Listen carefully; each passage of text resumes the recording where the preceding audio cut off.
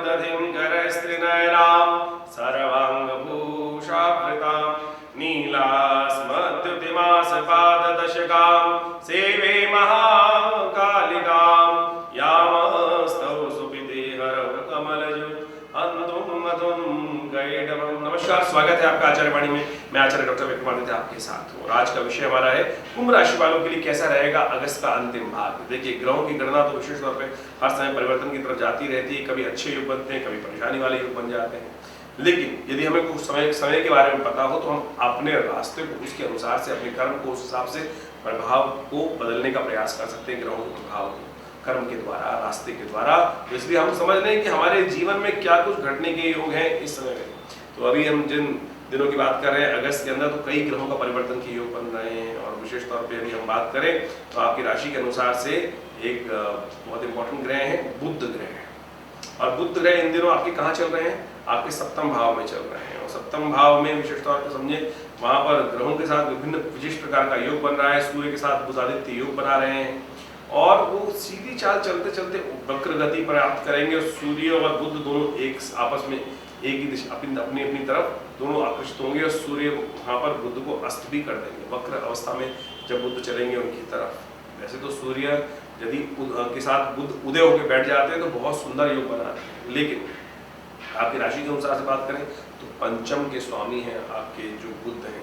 और बड़ा इंपॉर्टेंट भाव है पंचम, बुद्धि का भाव है, विद्या का भाव है, ज्ञान का भाव है, संतान का भाव है। तो आपको समझ लेना चाहिए क्या प्रभाव आपके जीवन में उत्पन्न करने के योग है। बाकी ग्रहों को भी समझें तो क्या क्या विशेष योग बता रहे हैं। आपकी राशि के अनुसार शनि वक्री होकर स्वयं इस वक्त लग्न में ही चल रहे हैं वक्री अवस्था में। तो कई प्रकार की समस्याएं उत्पन्न करने के योग दे सकते हैं, क्योंकि शनि मंगल का षडाष्टक योग भी बन गया है इस वक्त। विशेष तौर पर वो भी बड़ा एक विश्व के दृष्टिकोण से अशांति का योग बनाने वाला प्रभाव उत्पन्न करता है। तो ऐसे में आपको समझ लेना चाहिए आपके ग्रह आपकी राशि के अनुसार से क्या खेल खेल रहे हैं। सबसे पहले बात कर लेते हैं 21 अगस्त की।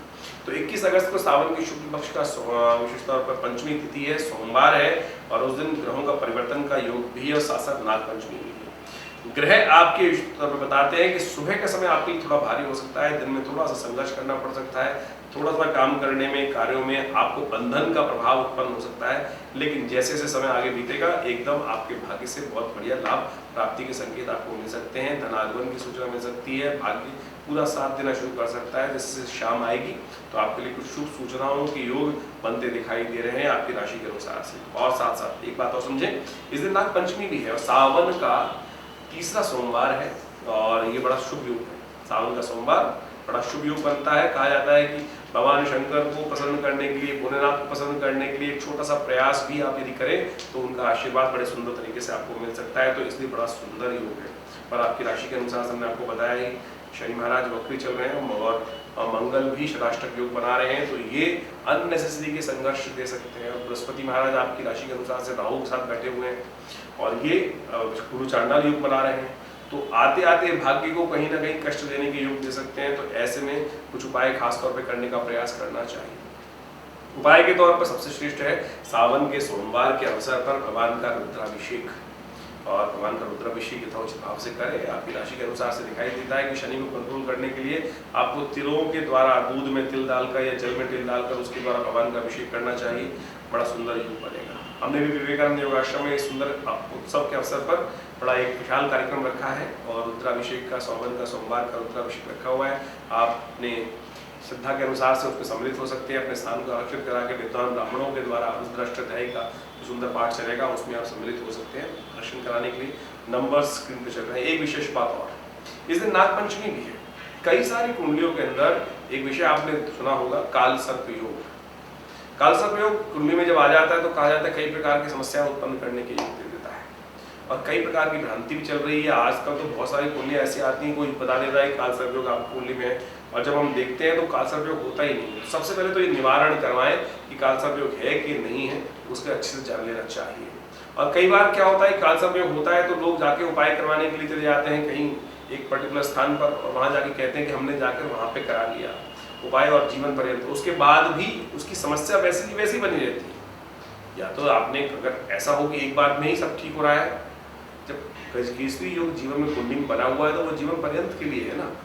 और यदि व्यक्ति मांगलिक है बुध आदित्य योग है आपकी जन्मपत्री में, तो वो जीवन पर्यंत के लिए रहेगा, ये नहीं कि कुछ काल के लिए समय योग है। तो इस बात को समझना चाहिए। तो ऐसा उपाय हमें नित्य प्रति करने की आवश्यकता है।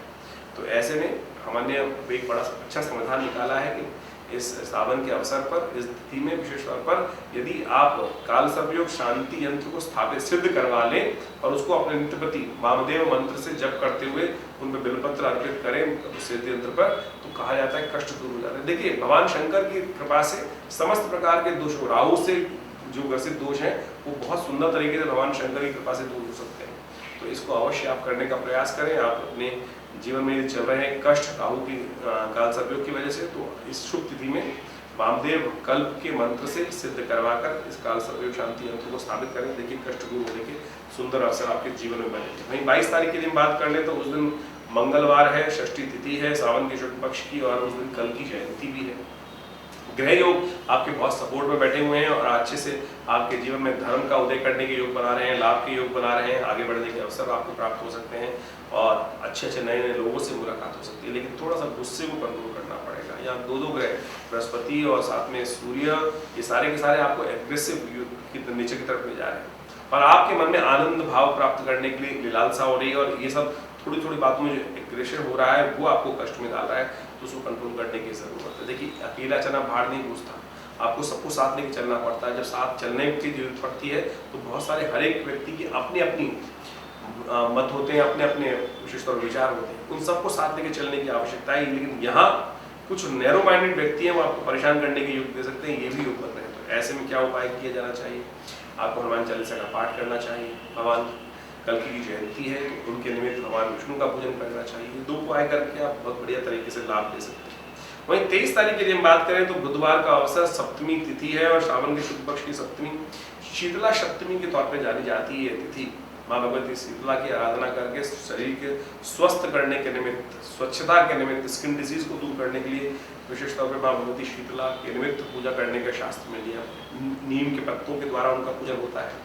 घर में पूरे घर में जल छिड़कने का नियम होता है, अभिमंत्रित जल को, और साथ साथ झाड़ू का दान बड़ा श्रेष्ठ माना जाता है। ग्रह आपके अनुकूल हैं, ग्रहों का योग आपके बड़े अच्छे अनुकूल बना हुआ है। आगे बढ़ने के अवसर आपको प्राप्त हो सकते हैं। भाग्य धर्म की तरफ ले जाना दिखाई दे रहा है और धर्मपरायण व्यक्ति विशेष तौर पर लाभ दे सकते हैं। लेकिन आपको एक बात ध्यान रखना है कि नाभि से नीचे की बीमारी, पेट गैस इत्यादि, एसिडिटी इत्यादि, कब्ज इत्यादि की समस्या थोड़ी परेशान कर सकती है। थोड़ा ध्यान रखते हुए यूरिन के संबंध में गुप्त रोग इत्यादि थोड़े परेशान कर सकते हैं। इन सब का ध्यान रखने का आपको प्रयास करना चाहिए। ऐसे में क्या उपाय किया जाए? एक तो ये अपान मुद्रा, ये बहुत सुंदर आपको लाभ देगी, आपकी राशि के अनुसार से हम बता रहे हैं। और दूसरा, आप थोड़ा सा धनिये वाला पानी इन दिनों ज़्यादा लें, पानी की क्वालिटी ज़्यादा बढ़ा लें। करीब 2-2.5 लीटर पानी अवश्य, 3 लीटर पानी अवश्य पीने का प्रयास करें। तो ये सब आपको निदान भी देगा, लाभ भी देगा और कष्ट भी दूर करने के अवसर बनाएगा। 24 तारीख के दिन बात करें ग्रह योग के अनुसार से तो बृहस्पतिवार का दिन है, अष्टमी तिथि है और आपके ग्रह योग परिवर्तन की तरफ जा रहे हैं और आपके लिए लाभ के संकेत दे रहे हैं, लेकिन खर्चे बढ़ा रहे हैं। अननेसेसरी खर्चे आपको परेशान कर सकते हैं, मन में दुविधा का भाव उत्पन्न हो सकता है और कई जगह अननेसेसरी क्लैश भी होने के योग दिखाई देते हैं। तो शांति के साथ देखिए, जो आपके भाग्य में मिलना है वो आपको मिलेगा। एक बात, ग्रह योग ऐसा बन रहा है लेकिन मन में अननेसेसरी की एंजाइटी बढ़ा रहा है। मन, चंद्रमा जो है वो वृश्चिक राशि में चला गया, मन का स्वामी शीर्ण हो गया है। आश्वस्त हो जाइए, आपकी विजय निश्चित है। आपके भाग्य में जो है वो आपको मिल रहा है, ये दिखाई दे रहा है। आपके भाग्य से कोई छीन के नहीं ले जा सकता। ये ग्रह आज का आपको आश्वस्त कर रहा है, लेकिन फिर भी आप मन में अननेसेसरी कुट चला रहे हैं। देखिए सामने वाला जो कर रहा है करने दीजिए, आप अपनी चाल में मस्त रहिए। उपाय क्या करें इस वक्त चंद्रमा को बल देने के लिए? बुध भी आज वक्री होने जा रहे हैं इस राशि के दिन। 24 तारीख को देखें तो बुध भी वक्री हो जाएंगे। भद्रा भी विद्यमान है, सुबह सूर्योदय से लेकर 3:27 तक भद्रा विद्यमान रहेगी। तो नए विचार, नए कार्यों को हाथ में लेना तो थोड़ा दुष्कर हो सकता है। एक काम करें, दुर्गा अष्टमी है इस दिन, भगवती दुर्गा को उनकी आराधना करें, पूजन करें और उन्हें दुर्वा अंकुर अर्पित करें। घास के टुकड़े लेकर 108 ओम भगवती दुर्गा का मंत्र जप करते हुए ऐं ह्रीं क्लीं चामुंडाय विचे, इस मंत्र से भगवती को ये अर्पित करें दुर्वा अंकुर। वैसे तो निषेध है शास्त्र के अंदर कि दुर्वा भगवती दुर्गा को नहीं चढ़ानी चाहिए, लेकिन पूरे साल में एक दिन आता है दुर्वा अष्टमी का, सावन के शुक्ल पक्ष की अष्टमी तिथि, ये दुर्वा अष्टमी रूप में जानी जाती है। कहा जाता है गुप्त मनोकामना की पूर्ति के लिए ये उपाय करने से कल्याण के योग बनते हैं, तो आप इसका लाभ ले सकते हैं। 25 तारीख की दिन बात करें तो उस दिन शुक्रवार है, नवमी तिथि है और ग्रह आपके अनुकूल बने हुए हैं, लेकिन मन थोड़ा सा अननेसेसरी विश्वास नहीं मान रहा है। इसलिए विश्वास माने, आप जो कार्य करेंगे बहुत बढ़िया तरीके से कार्य कर सकते हैं। नए दोस्त आपको मुलाकात करने के अवसर बन सकते हैं, नए नए लोगों से संपर्क साधने का प्रयास करें। थोड़ा आलसी हो रहे हैं तो इसलिए आलस्य ना करें, भगवती महालक्ष्मी का पूजन करें, माँ दुर्गा का पूजन करें, बड़ा सुंदर रहेगा योग आपके लिए। एक बात का और ध्यान रखिएगा, 25 और 26 तारीख को गणमूल नक्षत्र विद्यमान है, तो जो जातक इन दिनों घर में जन्म लेंगे किसी भी घर में, उनकी मूल शांति अवश्य कराएगा, अन्यथा जातक स्वयं के लिए और परिवार के लिए भारी रहेगा। 26 तारीख की ग्रह गणना दिखाती है कि शनिवार का अवसर, दशमी तिथि और ग्रहों का परिवर्तन का जो शुभ योग बन रहा है वो आपके लिए लाभ के संकेत देगा। आगे बढ़ने के अवसर आपको प्राप्त होंगे और लाभ के योग बनाने के अद्भुत योग बनेंगे, लेकिन आपको थोड़ा सा अपना दायरा बढ़ाना पड़ेगा। निकलिए, आगे बढ़ने का समय है, आगे बढ़कर लोगों के साथ मिलने का प्रयास कीजिएगा, थोड़ा सा अपनी मैनेजिंग कैपेसिटी को थोड़ा बढ़ाने का प्रयास करें। इन दिनों आप थोड़ा सा नेगेटिव तरफ ज़्यादा जा रहे हैं, अपने आप को पॉजिटिव तरफ ले जाने का आपको प्रयास करना चाहिए, वो बहुत ज़रूरी है आपके लिए। अननेसेसरी गुस्से से बचें, इस बात का ध्यान रखें। संसार में सब लोगों को आप एक तरह से नहीं हाँक सकते हैं, इस बात को आपको समझ लेना चाहिए, अन्यथा लोग ये विचार आप परेशान कर सकते हैं। समय तो नहीं, विचार आपका परेशान करने के योग दे रहा है, तो इस बात का आपको ध्यान रखते हुए कार्य करने का प्रयास करना चाहिए। इस दिन विशेष तौर पर क्या उपाय करें? शनि महाराज आपकी राशि के अनुसार से इस वक्त लग्न में वक्र गति से चल रहे हैं और काफी लंबे समय तक चलना है भी। आप एक काम करें, सावन का अवसर है, सुंदर सावन का सोमवार शनिवार है, तो ऐसे में थोड़ा दूध में तिल डालकर भगवान शंकर का ओम नमः शिवाय जप करते हुए उनका अभिषेक करने का प्रयास करें। एक प्रभाव, इसका जो ग्रह प्रभाव है, गलत प्रभाव है, वो शून्य करने में आपको प्राप्त लाभ हो सकता है। 27 तारीख की ग्रह गणना विशेष तौर पर दिखाती है कि रविवार का अवसर, एकादशी तिथि, पुत्रदा एकादशी, सावन की एकादशी पुत्रदा एकादशी के रूप में जानी जाती है। कहा जाता है कि इस दिन भगवान की आराधना करने से संतान के विकास की, संतान की प्राप्ति के सुंदर योग बन सकते हैं। तो भगवान की आराधना से सकल पदार्थ है जगमयी का शास्त्र कहता है ना, कर्महीन पुरुष प्राप्त नहीं। कर्म का ही सिद्धांत है, कर्म प्रधान विश्व रच राखा। कर्म साधना, भगवान की प्रार्थना के निमित्त कर्म करे तो वो सबसे सुंदर माना जाता है।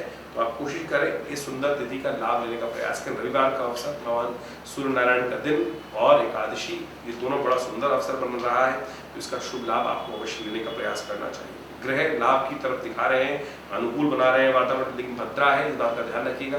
नए कार्य, नए विचार 10:55 से लेकर रात के 9:33 तक ना करें। नए विचार, नए कार्य, नए कॉन्सेप्ट, नए प्रोजेक्ट हाथ में मिलने का ये समय ठीक नहीं है, तो इस बात का ध्यान रखते हुए कार्य करें। वहीं हम 28 तारीख की बात करें तो सोमवार का अवसर, सावन का अंतिम सोमवार का बेला आ गई, प्रदोष की तिथि साथ में। देखिए सावन हर बार आता है, सावन तो हर महीने हर साल आना ही आना है।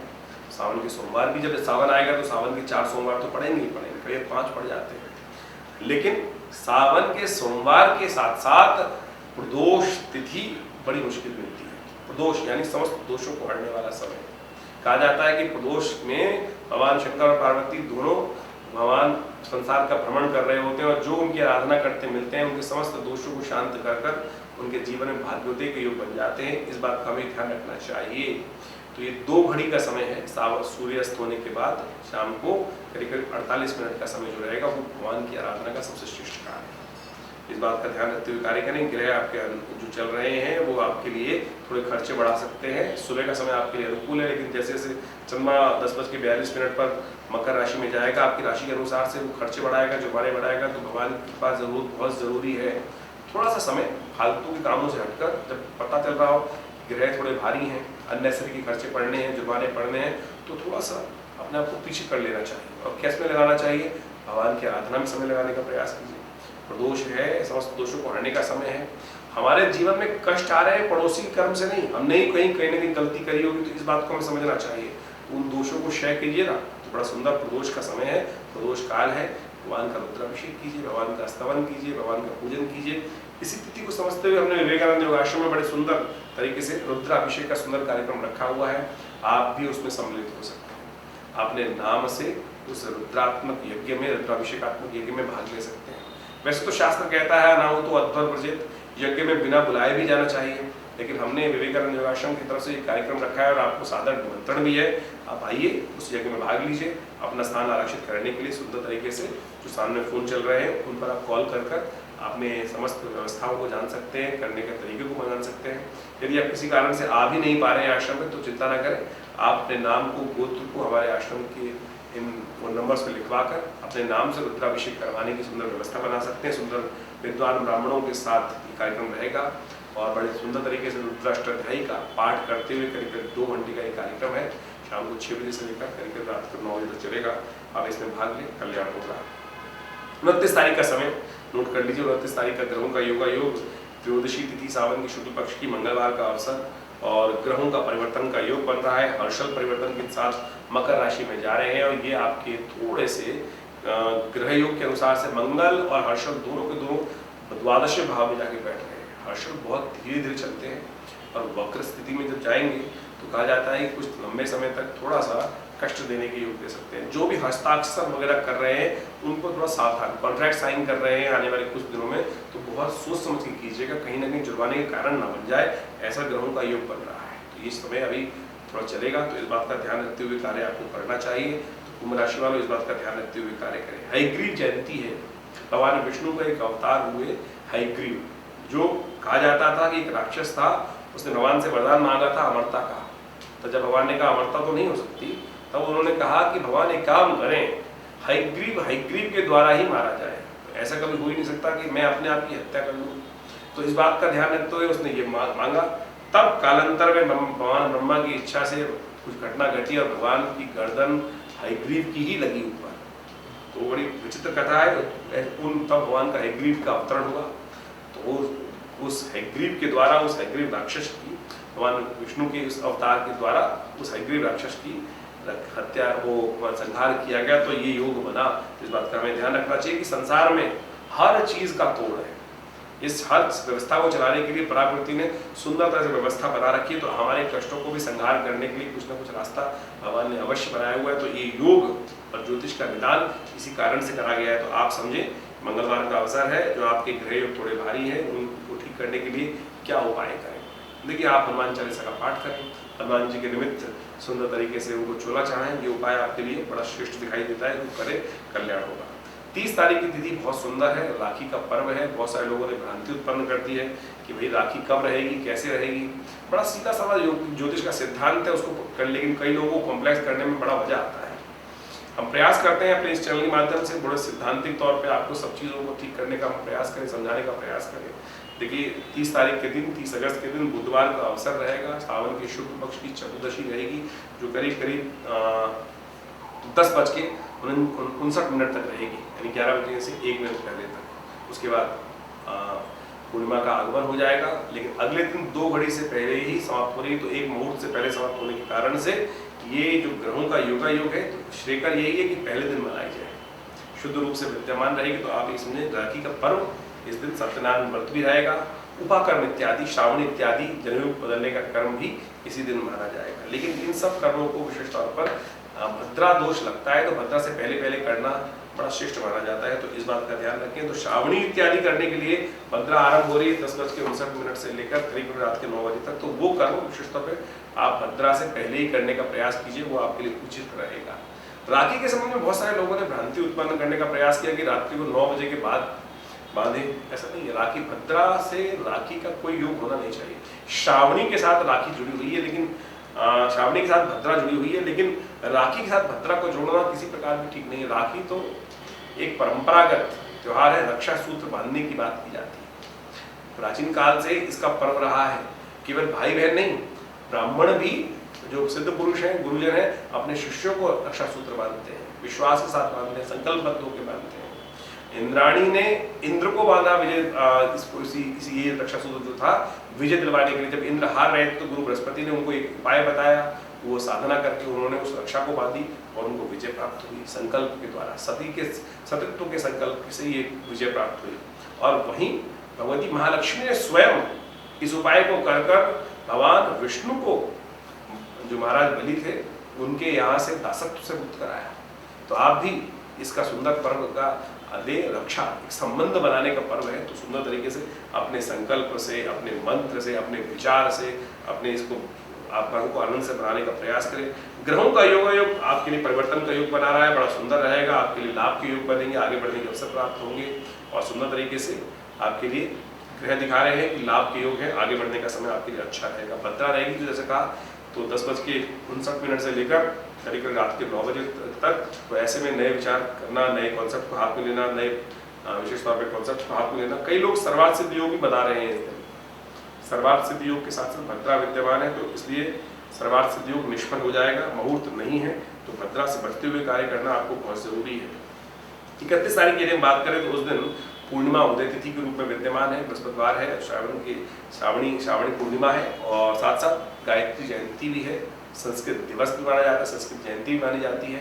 तो आप इस सुंदर तिथि में ग्रहों के योगा योग को समझें। बुध इस दिन अस्त होने जा रहे हैं और बुध आपकी राशि के अनुसार से दो आपके लिए बुद्धि के स्वामी हैं और साथ साथ आपके सप्तम भाव में इस वक्त बृहस्पति के साथ सूर्य के साथ बड़ा सुंदर योग बन रहा था, लेकिन वो अस्त हो जाने के कारण से बुध थोड़े कमजोर हो जाएंगे। तो ऐसे में बुध का उपाय करना बहुत जरूरी है। गौशाला में आपको सबसे श्रेष्ठ ये उपाय दिखाई देता है हमको कि साबुत मूंग की दाल, मूंग जो होती है उसको विशेष कर भिगोकर फिर गऊ को यथाशक्ति जब तक बुध अस्त रहे तब तक ये उपाय करने का प्रयास कीजिए।